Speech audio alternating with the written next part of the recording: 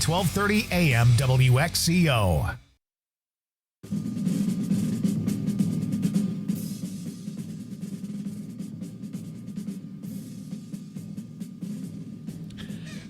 And good evening, and welcome to another edition of the Big High School Sports Show. And man, Coach, you can't be pounding on your microphone when we're on the air like that. I mean, that's a very un-radio-like thing. It's only week 11. I haven't quite figured it all out yet. Hey, Jason Foster, Chad Holmes with you here for week number 11 of the Big High School Sports Show.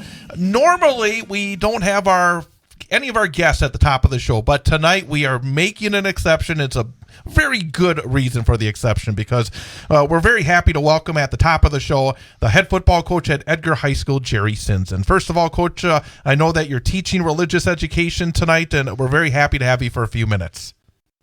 Thank you very much. Good to be on. Terrific. And, of course, you got a big game coming up against Regis on Friday, but let's take a step back. Talk about your season. We had earlier to this campaign your outstanding senior Carter Butt on the program, learned a little bit about your team, but from a coaching perspective, obviously you've won 9 games in a row. It's been an outstanding season, winning a conference championship. How would you take, looking back at this point with still work to do at what your team has been able to accomplish so far this year? Yeah, we got off to a slow start for some reason. I'm not really sure why. I still haven't really figured that out. I guess turnovers were a big part of it. For some reason, field position was not good. We played Ellsworth. They were, they're a Division IV team. They were okay, but we played Baldwin Woodville for 3-4 years in a row. They're in the same conference, but the same size school, and played much better. And, we ran for a lot of yards. I think in that game, Carter had 190-something yards rushing. I think we ran for about 260, 340, 50 yards, and we only scored 6 points, which is highly uncharacteristic of us. Our special teams were not special that night, and theirs were. Guys that punt 45 yards and get it to roll out at 2 and things like this, but I think maybe it was kind of a wake-up call because after that, we played awfully well. We've outscored our opponents since then, somewhere in the vicinity of about 350 to 6. Yeah, that's pretty amazing season there, Coach. You talked about how many yards Carter rushed for in that first game, and then to follow it up the next week with the Stratford game, and what a great showing and a great win that was, and then kind of put you in motion. And then as we look at your stats and your game summaries for week to week, and some of those guys get backed off a little bit as you play some of that other competition, get up early and big in those games. What role does that play as you are in the playoffs now, and knowing that Carter is such a phenomenal athlete, as are a lot of the other guys, but that maybe they didn't get as much pounding during the regular season, maybe playing first half or third quarter? Does that help going into the playoffs, knowing those guys are healthy and more well-rested? Well, I certainly hope so. It's something we've done for years and years and years. Many times our best players are very limited, especially on offense, through the first, 9 games, just because we want to keep them fresh. A lot of times our top ball carrier might not even have 100 carries in our first 9 games.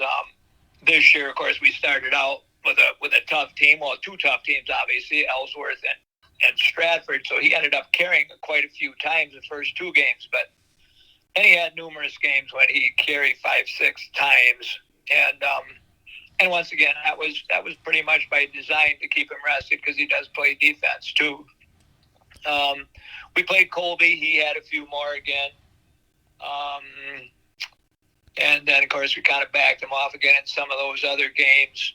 But I told him, well, yeah, it looks like it's going to be muddy tomorrow, and obviously it's Regis. So, yeah, I'd be ready to carry 25 times again. And he just smiled, so I think he's ready.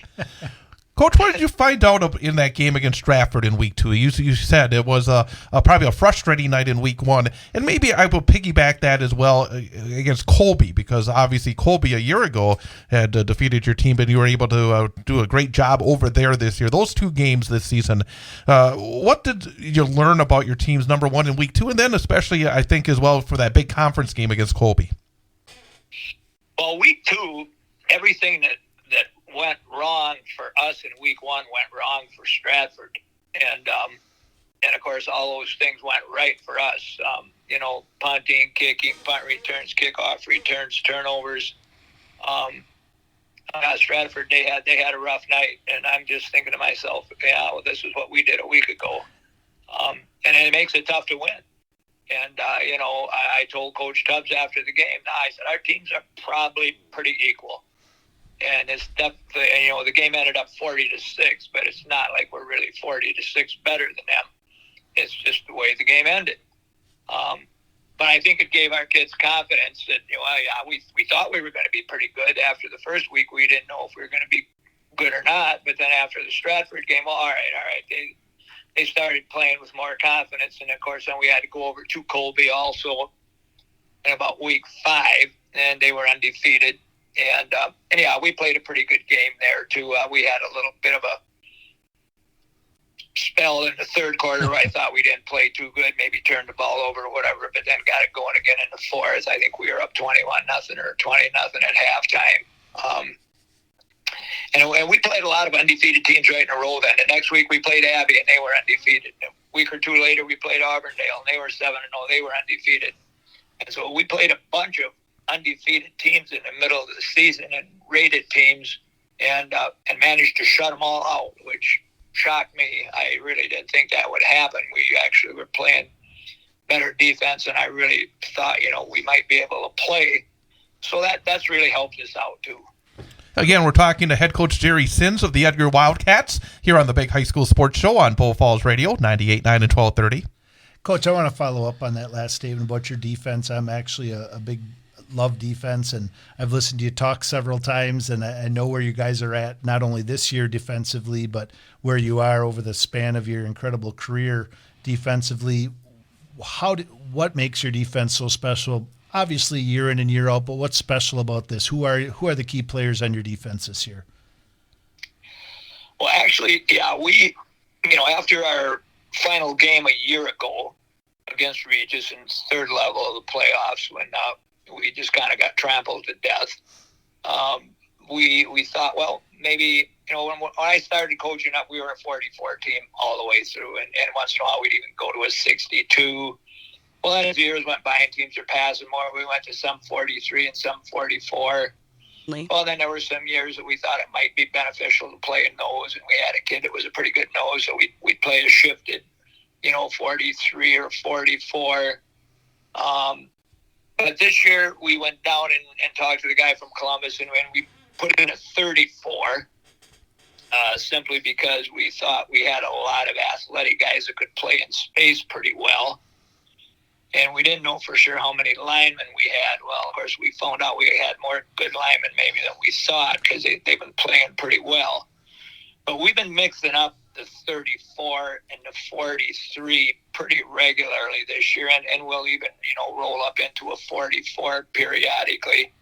And we play them interchangeably throughout the game. We kind of let Carter call it as he sees fit. And for some reason, it seems to be working pretty well. I think who are half frankly the time when we're in not very nice to Jews in their personal life, are not actively pursuing liberation for their Jewish constituents here in America, are not really interested in our safety. Why are those same people who have no horse in the race, no skin in the game, our for those points, are actually getting more points than we thought they would? Why? Okay, I'll tell you why.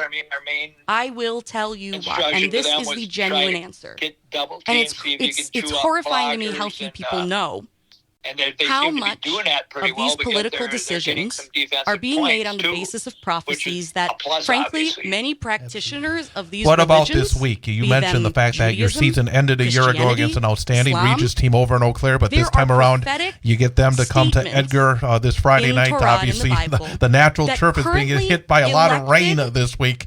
As you look number one at Regis and the game on Friday night, what are you looking for against the Ramblers? What is your team going to have to do? Legislation. Here is what I mean by that. Well, they're doing the same, to talk about Israel in a biblical way, to talk about this place we are talking about in current events as a place that has had current events for every day that there have been humans there, I think it was 17 we have seniors, to talk about the idea juniors, of Israel as a concept. Israel as an abstract idea in the eyes and minds of many people for hundreds of years. We have to talk about the fact that in Torah, right, it says, hey, at one point God tells Abraham that Abraham gets all these lands. And they wore us down. And by these lands, we mean Israel. And by Abraham, we mean Jews because, in theory, Abraham is their patriarch, right? All of us are supposed to be, in this way, connected back to him. Now, let me interject myself here. I'm a religious Jew. This year's like 25 to 24. I don't feel the need to subscribe. I know for a fact because I'm a convert, in fact, that I am not biologically related to Abraham or any of these folks. They sound great. I think they're cool people to follow.